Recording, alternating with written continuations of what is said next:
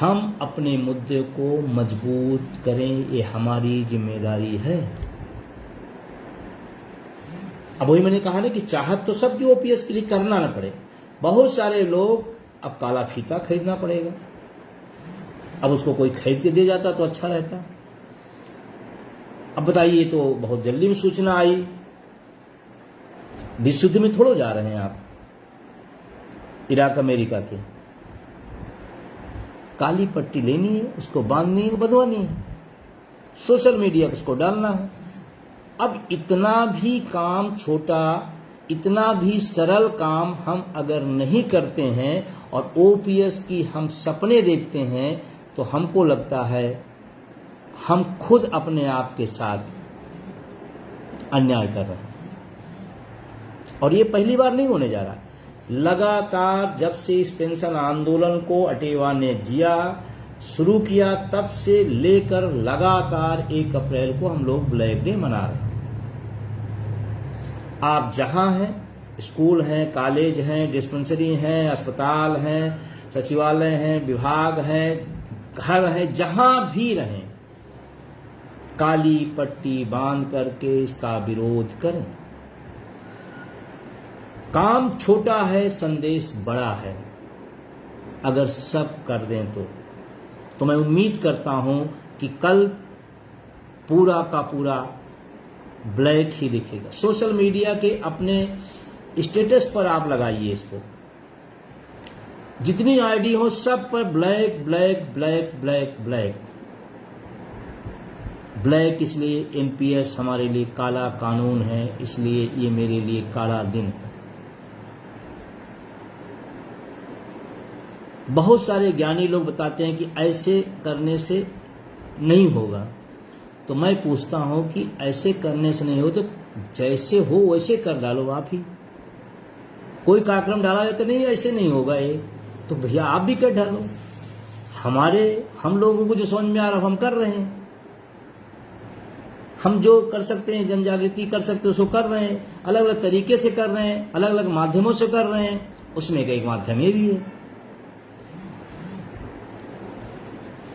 अब आप सबसे मेरा निवेदन है कि ब्लैक डे मतलब ब्लैक डे। दूसरा, एक समस्या टीटी की है, जिस पर लगातार पूरे देश के अंदर इसका विरोध हो रहा है।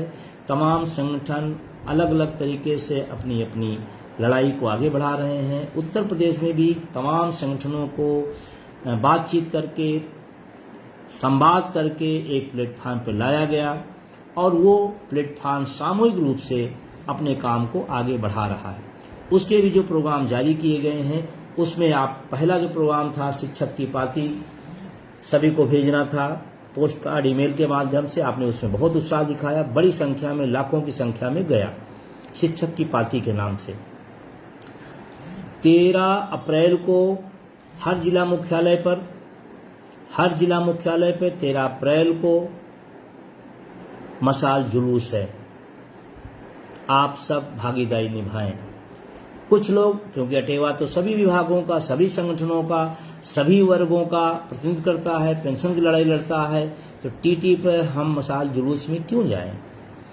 आज उनके साथ हुआ है, कल आपके साथ होगा, फिर वो कहेंगे हम क्यों जाएं? ये लड़ाई सामूहिक है, सब लोग एक दूसरे की मदद में खड़े होइए।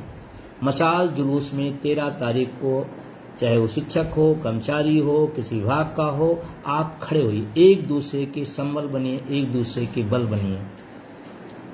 कहीं किसी के नाम पर प्राइवेटेशन आ रहा है, कहीं किसी के नाम पर छटनी हो रही, कोई किसी के साथ अन्याय हो रहा है।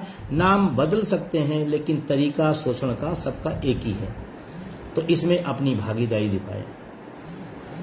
मेरा तुरंत आप सबसे ये कहना है कि 13 को मशाल जुलूस में, और उसमें बहुत सारे संगठन हैं, सब की सामूहिक अपील है।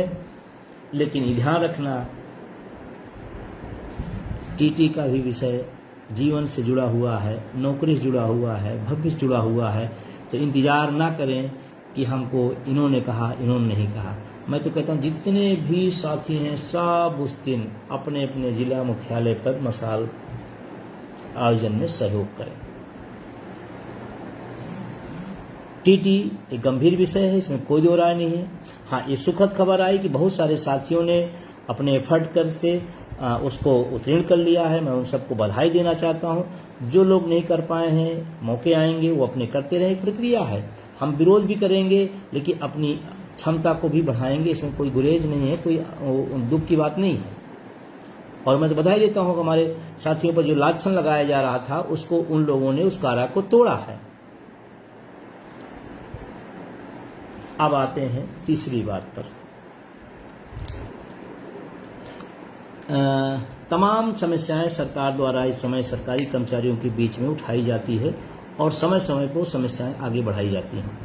उसी की वजह से तमाम सारी लोगों में शिथिलता, ढीलापन आया है।